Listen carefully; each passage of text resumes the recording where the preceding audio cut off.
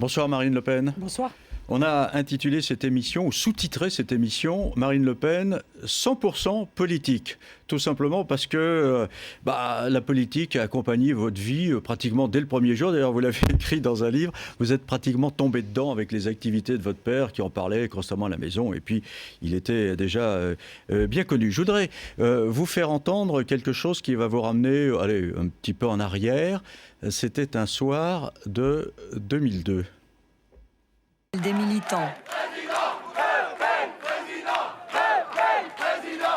Je croyais honnêtement depuis longtemps, mais vous savez, entre y croire et le voir affiché, c'est... Voilà quoi, c'est toujours... Il y a toujours une différence. Voilà, Jean-Marie Le Pen vient d'accéder au deuxième tour de l'élection présidentielle. Et pour vous, ce soir-là, c'est le démarrage de la notoriété nationale parce que vous êtes invité sur tous les plateaux de télé. Oui, enfin en réalité, c'est pas ce soir-là. C'est le soir du deuxième tour que je suis allée... une semaine après, oui. Voilà, exactement, sur les plateaux de télévision et que j'ai pu émerger en quelque sorte comme une nouvelle figure du Front National. Alors, maintenant, vous êtes la présidente du Front National et il y a même une sorte de starisation autour de vous, y compris au Front National, parce qu'on a vu que beaucoup de candidats au cantonal avaient fait campagne uniquement en affichant votre portrait et en mettant leur nom dessous sans énoncer une seule idée.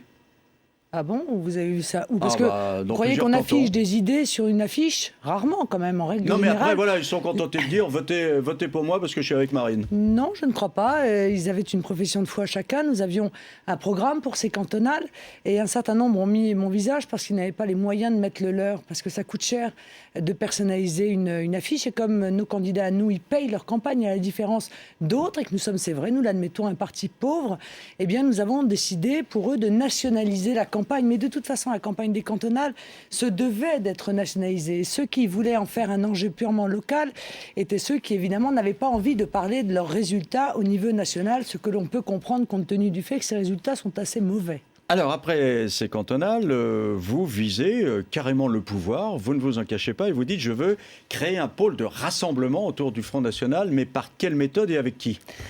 Avec ceux des patriotes de droite et de gauche. C'est qui les patriotes de gauche et de droite ? C'est ceux qui sont attachés à la nation, qui comprennent que la mondialisation a été une véritable escroquerie, que le libre-échange est à la base de la ruine de notre pays, qu'on ne peut pas mettre en concurrence des Chinois avec des Français, sauf à demander aux Français de vivre demain comme des Chinois, et que donc il y a tout à revoir dans cette mondialisation qui nous est présentée comme quelque chose d'inéluctable, alors qu'en réalité c'est la conséquence d'un choix politique.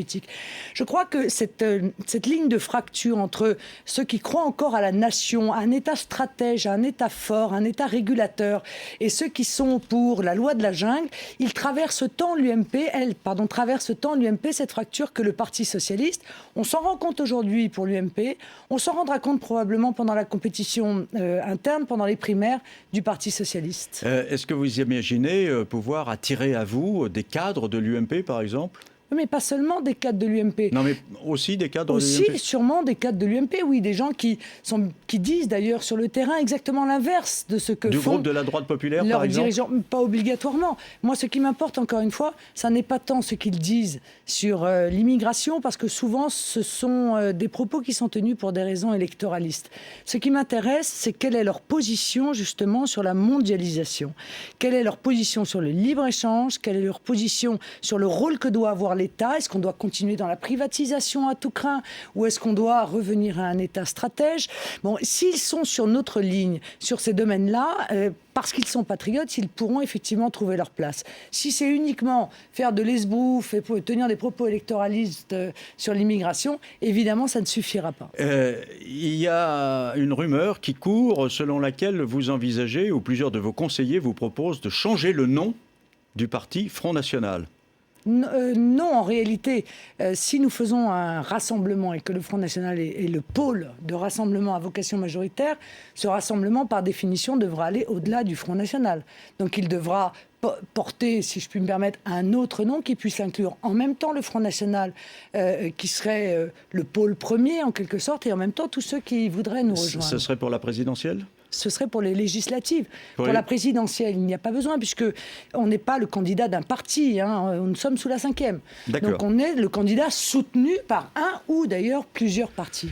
Est-ce que, quand même, vous pensez qu'il est possible de réaliser cela? Parce qu'il y a eu un sondage que nous avons fait ici à BFM TV avec CSA qui montrait que 76% des électeurs UMP ne souhaitaient pas d'alliance avec le Front National. Et à l'inverse, il y a beaucoup d'électeurs du Front National, 50 et quelques pourcents, 55 je crois, 56, qui souhaitent une alliance du Front National avec l'UMP, comme s'ils en avaient un peu marre d'être tout seuls dans leur coin, ils ont envie de participer au pouvoir. Non mais je crois que vous mélangez. Il ne s'agit pas pour moi de faire une alliance avec l'UMP. Je ne vais pas faire une alliance avec un parti qui dirige la France et donc je conteste l'ensemble des solutions. Non, mes électeurs, ils disent quoi? Ils disent on en a marre d'être traités comme des parias. Nous en avons soupé d'être traités comme des extrémistes, d'être mis au banc, soi-disant, de la République française comme un parti anti-républicain. Par conséquent, nous avons toute notre place, nos propositions sont cohérentes, nous avons toujours respecté les élections, nous n'avons jamais tenté de faire le coup de force contre quoi que ce soit, nous sommes soumis au processus républicain et démocratique, et nous sommes traités, encore une fois, manifestement différemment des autres. Et à l'arrivée, 2 élus, le problème vous est posé quand même. Mais oui, enfin, on aurait eu 15 jours de plus, on en aurait eu 25. C'était peut-être juste, il nous manquait encore un peu de temps, puisque nous avons raté une vingtaine 11 cantons à moins de 500 voix et 9 cantons à moins de 300 voix. Donc peut-être avec une semaine de plus de campagne, nous aurions pu passer cette barre. À partir du moment où 2 ont passé, tous peuvent les passer. Je veux dire, c'était une question de principe. Ce plafond de verre, il a sauté déjà. Vous êtes sûr de ça? Oui, je le crois, oui. La preuve, c'est que nous avons pris 10 points entre le premier et le deuxième tour. Que nous soyons d'ailleurs face à l'UMP ou que nous soyons face au Parti socialiste. Il y a donc des gens en France que nous avons réussi à rassembler de droite et de gauche entre le premier et le deuxième tour. Eh bien ça, je crois que c'est la démonstration que demain, effectivement, nous pouvons accéder au pouvoir. Vous le savez et vous y participez. D'ailleurs, il y a un débat sur l'identité française. Qu'est-ce qui fonde, qu'est-ce qui forge l'identité de la France aujourd'hui? Non, il n'y a plus de débat, c'est terminé. Il a été clos, sans même d'ailleurs qu'aucune solution ne soit apportée. Il a fallu que j'exprime de manière peut-être un peu brutale, mais que j'exprime le fait que la laïcité était en recul, que nous assistions en France à des comportements qui étaient inadmissibles, parce qu'ils rompaient avec les principes qui étaient les nôtres. Pour vous, quels sont les fondements de l'identité française? Mais quel est le fondement de l'identité française? C'est son histoire. C'est sa langue, ce sont ses valeurs, ce sont ses principes, ce sont ses codes, ses rites, ses traditions, ce sont nos mœurs. C'est le fait qu'au-delà de ce qui est inscrit au fronton de notre République, liberté, égalité, fraternité, laïcité, la France n'est pas l'Italie et les Français ne sont pas les Italiens. C'est le désir de construire ensemble un avenir en se soumettant en quelque sorte, à des règles qui sont des règles communes. C'est tout cela, c'est l'acceptation de tout cela qui fait que l'on se sent français. Mais c'est au-delà de tout l'amour que l'on porte à son pays. Est-ce que c'est une question de culture? Est-ce que c'est une question d'origine?